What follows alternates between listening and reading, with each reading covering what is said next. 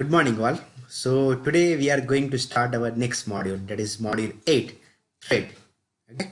These are the outline of the module. That first we are understanding what is thread, then needs of multi-threading programmings, then the thread lifecycle, thread priorities, and then we will see some of the programs related to the multi-threadings. Okay. So we can have a question that what is the need of multi-threading in the programmings. Okay. So we can say that using the multi-threading, you can divide your programs into various parts where each part can run concurrently. Okay. So what is the thing like that? So your programs are divided into various parts where each part is running concurrently. So what can be the advantage of that things? Okay, so one good advantage of these things is if you are running your programs with the 5 second, when you are performing the multi-threading on that programs, you can get the same result within the 1 or 2 seconds. That means we can say that multi-threading will reduce the execution time of the programs. Okay, so how it can reduce execution time? So we can say that your programs are divided into various parts. So each part can be known as the one threads, and each thread is running concurrently. Okay, so when the multiple threads are working concurrently, we can say that we can reduce the execution time of our programs. Okay, so just before starting that, we will see some of the basics. Okay, so the advantage of this multi-threading can be understood by multitasking. Okay, so you all aware about the multitasking. We humans are the multitasking persons. So how we can say? Okay, so we can say that when we are learning something in the classrooms. Okay, so when we are learning something in the classroom, we same time performing the two or more activities at the same times. For example, whenever I am teaching something you in the classrooms, okay, so you are paying concentrations to the teachings. Okay, this is your one task. Same way it may possible that you are using the mobile phones. This is the second task. Okay, third thing is it may possible that if you are hearing something from my side, you are using your mobile phone. Same way you are we can say that you are enjoying the natures. Okay, you are seeing in the windows and you are enjoying the natures. That can be the third task. Okay, so these things can be known as the multitasking. Okay, so at the same time you are performing the multiple activities. Okay, so at the we can say you are paying the attention in the classrooms, you are using the mobile phones, you are seeing the outsides. So these all activities are done at the same time, so it is known as the multitasking. Okay, so what can be advantage of this multitasking? Okay, so we can say that we are able to perform the multiple activities at the same times. Okay, so same thing can be possible in the computers also. Okay, so it is multitasking is also the ability of operating systems. Okay, so it is the ability of operating system to execute multiple programs or tasks simultaneously. Okay, so our Windows operating system or Linux operating systems are multitaskings. Okay, what is the meaning? Okay, so let's say one time you are let's say you are writing something in the Word. Okay, that is your one task. Okay, at one time you are writing something in the Word. Okay, meanwhile you are listening something from the audio players. Okay, you are listening song from the audio player. That is your another task. Okay, so meanwhile also some of the background activities are also going on in the Windows. Okay, so this can be considered as a multitasking. Okay, so our Windows is a multitasking operating systems where multiple tasks are performing simultaneously. That our Word is going on, our audio player is going on, one PDF is going on. Okay, then PowerPoint presentation is going on. Okay, so these all tasks are performing at the same time. So we can say that our Windows operating system is a multitasking. Okay, so it uses only one processor which able to execute many applications. Okay, so that is the proper utilization of CPU. Okay, so you have you have heard something like that whenever the CPU was invented, at that time it is single core. Okay, then after the revolution comes and we can have a dual core, then quad core, then the current CPUs are might be 8 core. Okay, so what is the advantage? The core is that we are able to we are able to execute the multiple processes on the same CPU.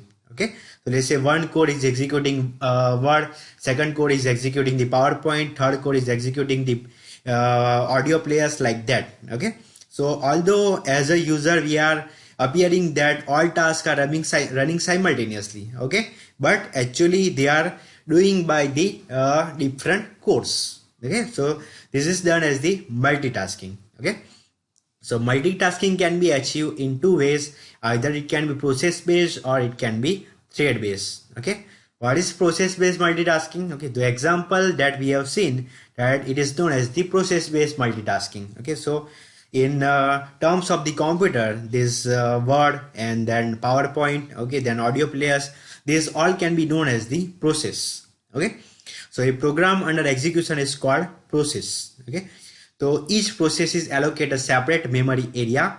So we can say that a process based multitasking means at the same time we are executing the multiple processes. One process can be either Word, another process can be either audio player, third process can be either the PowerPoint.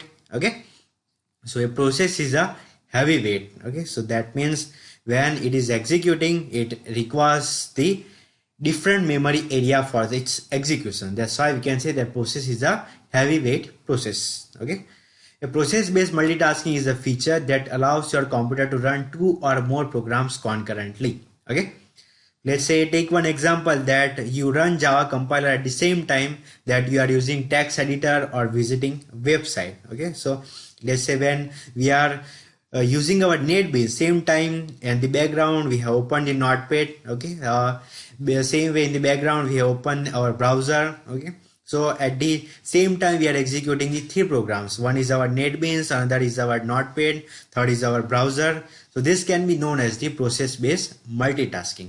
Okay, now the main thing is thread based multitasking. Okay, so what is thread based multitasking? Okay, so now you are aware that process based multitasking means at the same time we are executing the multiple processes, or we can say at the same time you are executing the multiple programs. Okay, but it may possible that within the same process you require the multiple execution.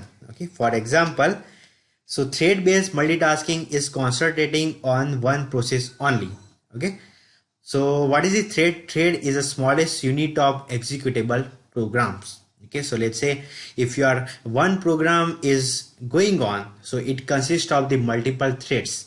Just take one example that let's consider one process. So let's say consider one program that when you are using your Notepad. Okay, so when let's say when you are using your Word. Okay, so when you are using your Word, okay, it may possible that when you are typing something, okay, when you are typing something in the background, it is also auto correcting your spellings. Okay, so this is, we can say that within the process two threads are going on. That one thread is used for writing something and another thread is used for the spell check, or we can say the we can say to check the spellings whatever you are writing. Okay, so this can be example of thread based multitasking. Okay, so that what is the meaning of thread based multitasking? That you have only the one program, or we can say that one process that is consist of multiple threads. That one thread is used for, let's say, writing something, another thread is used for the spell check. Okay,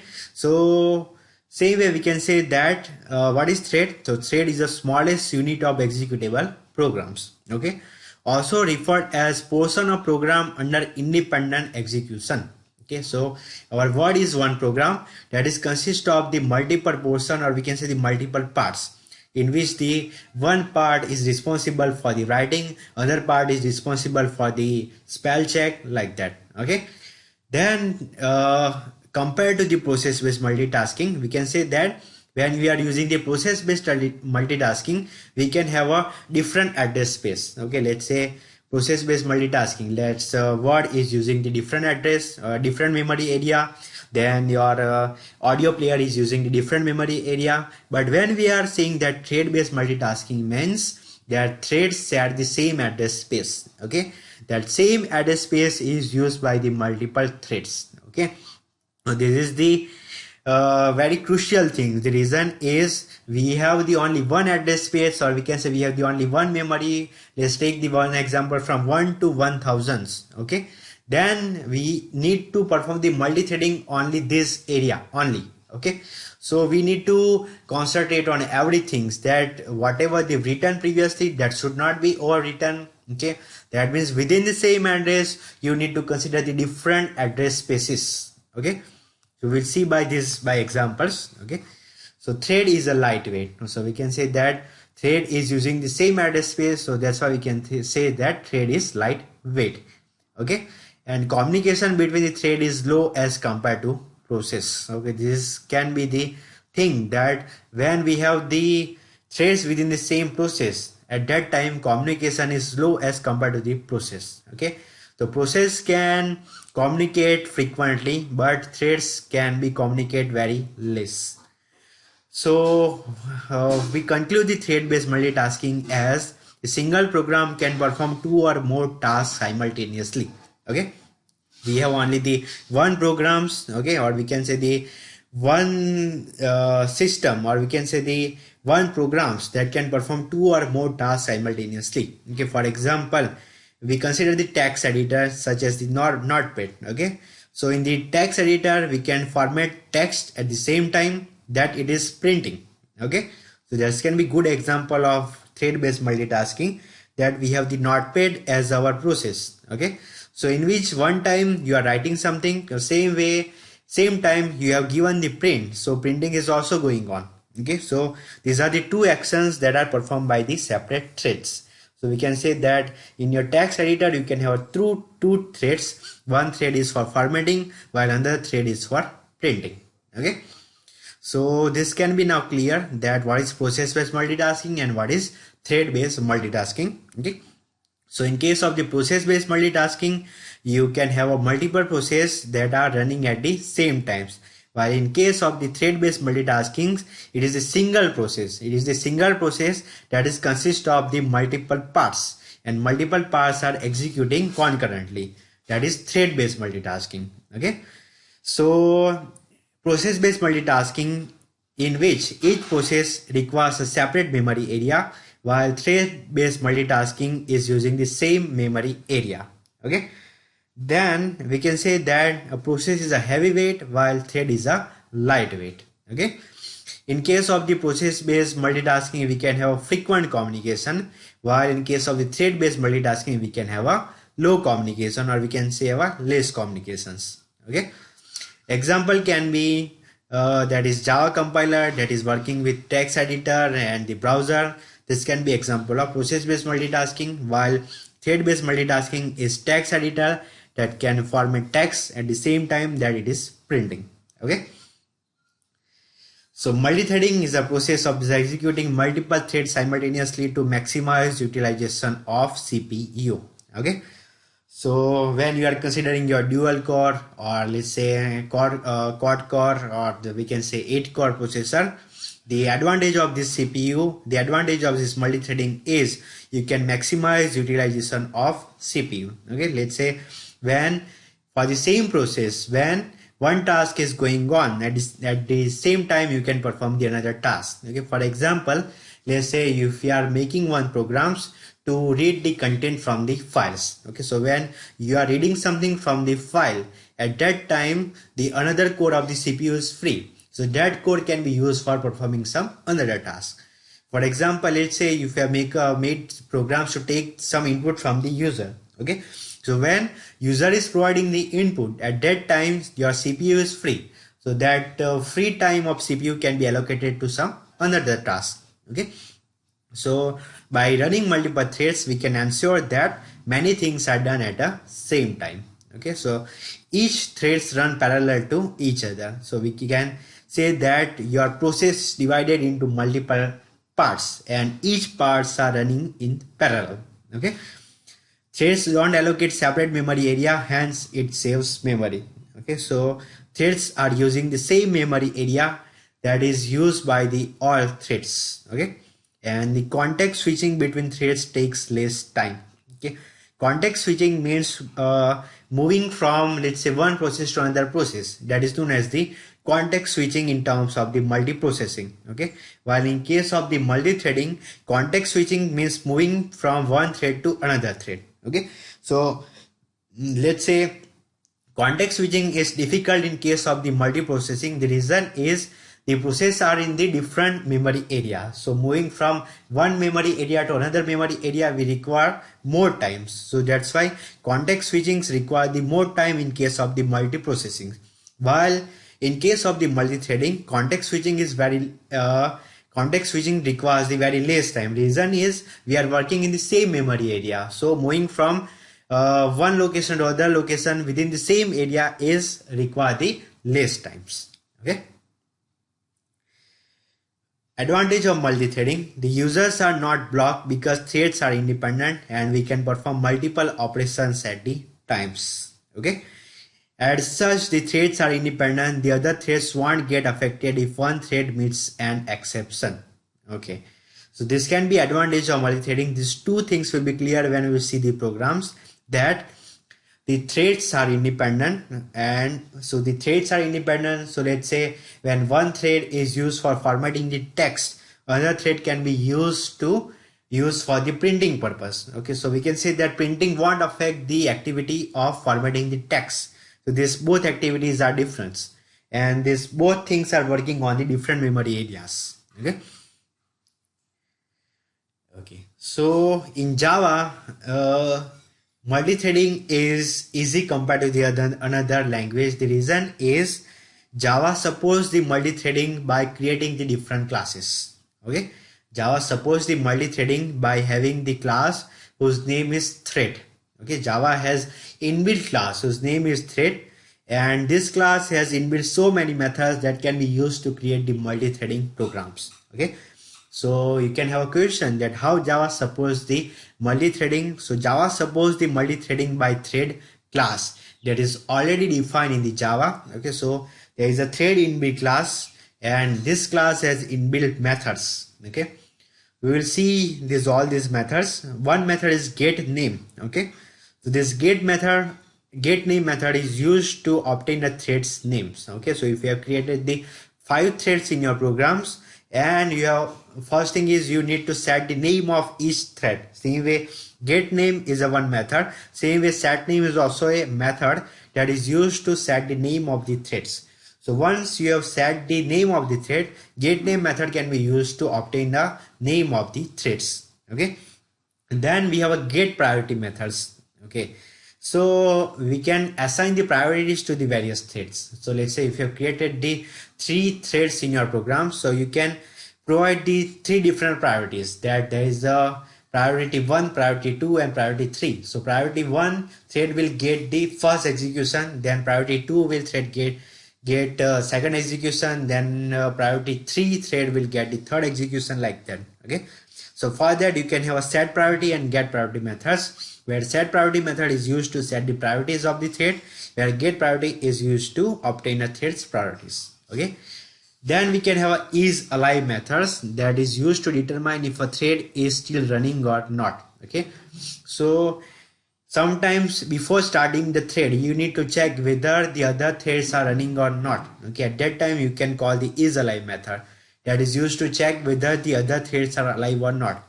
If the other threads are not alive, then we can start the running of new threads. Okay, then we have join methods. Join method is used to wait for a thread to terminate.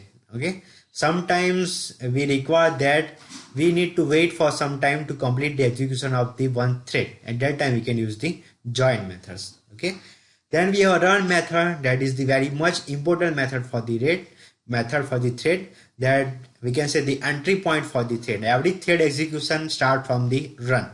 So compulsory when you are creating any thread, you need to completely define the run methods. Okay, so whenever it will start the execution, first it will search for the run methods, and whatever we have written in the run methods that are going to be executed. Okay, then we have sleep methods that suspend a thread for a period of time, that once you have executed a thread, then you require that your thread should be sleep for, let's say, 5 seconds, 10 seconds, then you can use the sleep methods. Okay, then we have start method, then start the thread by calling its run methods. The start method is used to call the run method. You cannot directly call the run methods, but whenever you call the start methods, the run methods are going to be executed. Okay, Okay, so in the Java, we can say that when a Java program starts up, one threads begin running immediately. Okay, so in Java is already working with the multi-threading, in which whenever you are running your Java programs, one threads are always running. We can say one threads are always starts running. Okay, so what is this thread? So this thread is known as the main thread of your programs. Okay, sometimes we have got the exception that thread in exception in thread means something like that. Okay, if you have come across such type of errors, then you can know that Java execution always start from the main threads. Okay, so this is your main thread of your programs, and always your execution start from this main thread. Okay, and it is the one that is executed when your programs begins. Whenever your programs begins, your program execution always start from the main threads. Okay, so the main thread is important for two reasons. It is the thread from which the other child threads will be spawned. Okay, so from the whenever you are making some user defined threads, you need to call them from the main threads. That's why it is very much important. And another thing is, it must be the last thread to finish execution because it performs various shutdown actions. Okay, there is no need to worry about that which type of shutdown actions it will perform, but we can say that whenever the execution start, the main threads are going to be executed, and at last the main threads will complete its execution by performing the shutdown actions. Okay, so in between you can create the any number of threads and you can run your own threads. Okay, so let's take one example. Okay, so in this program we have not created any threads, but just we have seen that how the main threads are going to be work, and we have seen one example that how we can apply some of the methods on the threads. Okay, so let's say here we have created the class whose name is current thread demo, in which we have the main methods. Okay, so first thing is, whenever we want to work with the thread, you require the reference of the main threads. Okay, you require the reference of the main thread. Okay, so whenever we are starting our execution of the programs, the main threads are created. Okay, so that means main thread are created. What is the meaning? The object of thread is going to be created. Okay, object of thread class is going to be created. Okay, so that object, we can say that reference we require, then we create like thread t equal to thread dot current thread. Okay, so current thread is a method of thread class that is used to get the current thread of thread class. Okay, so we can say that our program execution always start from the main thread. So whenever you are typing something thread dot current thread, it will give you the answer the main threads. Okay, so thread dot current thread, so main the reference of main thread will be assigned to the t. So when we are printing system.out.println current thread plus t, okay, so our answer will be main thread. Okay, then we have the method called t.setName. So t.setName, the setName method will be used to assign the new name to the thread. Okay, so we have the main thread. If we want to change the name of this thread, okay, we have used the method called t.setName, and the now new name of this thread is now my thread. So we can print that after name change plus t. So our output will be now my thread. Okay, okay, now another thing is, when we are working with the thread, you need to compulsory write down the thread functionality within the try catch block. The reason is, in the thread we are working with the same memory area, so it may possible that you can have a multiple types of problems. Let's say the one thread are going to be executed and that is interrupted by the other threads.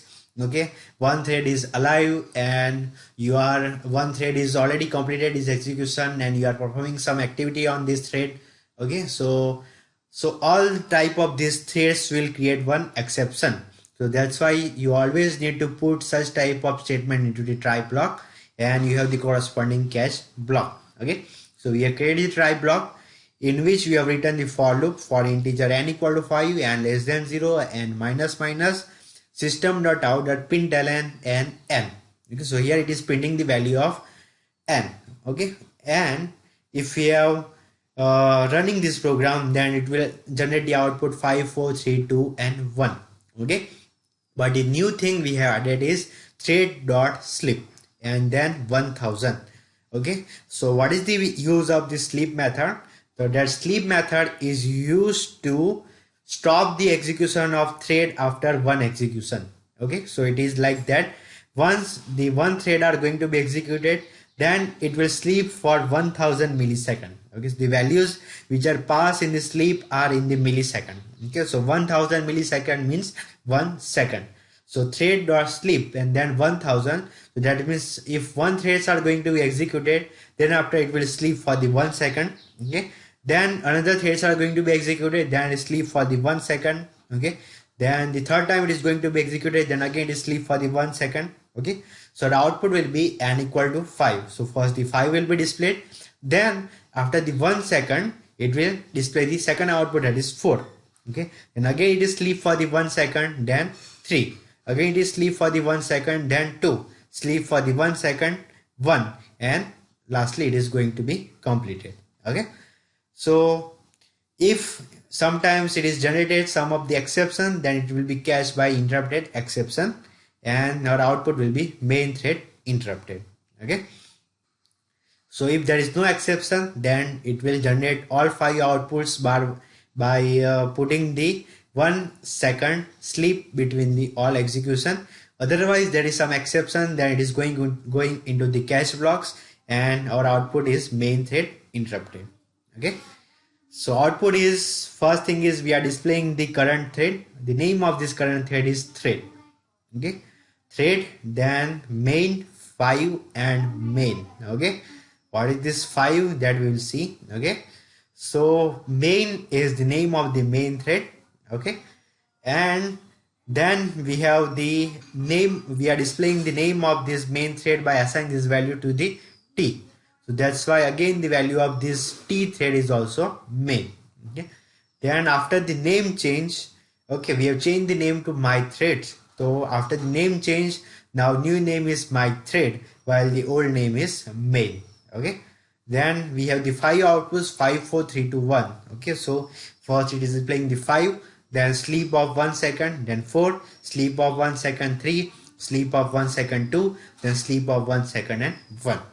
Okay, so this is the some of the things about main thread and some of the functions about the thread class. So if you want to work with the thread, first you require the access of the current thread, that you can get access by current thread function of this thread class, thread.current thread. Okay, then using the set name you can change the name of the main thread. Then using the sleep method you can sleep the thread for some of the seconds or you can some of the milliseconds. Okay, so by that way you can get some of the outputs. Okay, so how to, now the question is how to create our own thread. Okay, this is the all things that we have done on the main thread, or we can say the system thread. Okay, now if you want to create our own thread, okay, then we have some of the things in the Java. Okay, that is we have the some of the class and some of the interface that we can use to create the threads, our user defined threads, that we will see in the next lecture. Okay, so the conclusion is we can have a multitasking environment. The multitasking can be either done by the multiprocessing or the multi-threading. Okay, what is multiprocessing? That same processing are doing at the same time, that is known as the multiprocessing. While what is multi-threading? That within the process multiple tasks are performing at the same time, that is known as the multi-threading. Okay, so in Java we can have a multi-threading that can be implemented by thread class. So we have already thread class that can be used for performing activities related to the threads. Okay, so also we can have some inbuilt function related to the thread, that get name, set name, get priority, set priority, is alive, join, run, sleep, start. How we can use such type of functions, that we will see. Okay, then we can have a one main thread that are always going to be executed when we start the execution of our programs. Okay, so using the thread.current thread we can get the reference of the main thread. Using the sleep method Using the setName method, we can change the name of the thread. Using the sleep method, we can provide the sleep interval for the thread execution. Okay, and we can get some of the outputs. Okay, so the advantage of multi-threading is we can reduce the execution time of our programs. Okay, for example, let's say if you are given the program that you need to, let's say you have the array. Okay, you have the array of 1 to 1000 numbers. Okay, you have the array of 1 to 1000 numbers, and you have given the task that for the all numbers you have to multiply the number 5. Okay, so let's say you have the array of 1000s, and for each number in the array you need to multiply the number 5. Okay, so this takes for some small example is you have the array of, let's say, the 10 numbers. You have the array of 10 numbers. They say in the first location you have the value 1, in the second location you have the value 2, and the third location you have the value 3, fourth location you have the value 4, and on the 10th location you have the value 10. Okay, now your task is you need to assign the values. You need to multiply 5 to the all 10 elements. Let's say on the first location your number should be multiplied with the 5, on the second location your number should be multiplied with the 5, and same way on the 10th location your number should be multiplied with the 5. Okay, so your output will be 5, then for the second 10, 15, 20, like that, and lastly it is the 15. Okay, 50. Okay, so without multi-threading, okay, so it can be simple task that you can create the for loop and you can write down 5 into AI. Okay, but if you want to reduce this execution time, they say this task is doing in the 1 second. Okay, now if you want to reduce this time, then you can create the 2 threads. That one thread is multiplying with first 5 numbers, and another thread is multiplying 5 with the second 5 numbers. Okay, so now whatever task that is doing by the 1 second, that task can be now done by the two different threads. Okay, one is working with 1 to 5, another is working with 6 to 10. Now we can say that now we have reduced our execution time, that the task of multiplication that is doing in the 1 second, now it can be done in the 1 millisecond, or we can say that the 1 millisecond, or we can say 2 milliseconds. So we can say that by using the multi-threading we can reduce the execution time of our programs. Okay, so let's meet in the second program. Let's meet in the second lecture. That will be, might be, I think, tomorrow. Okay.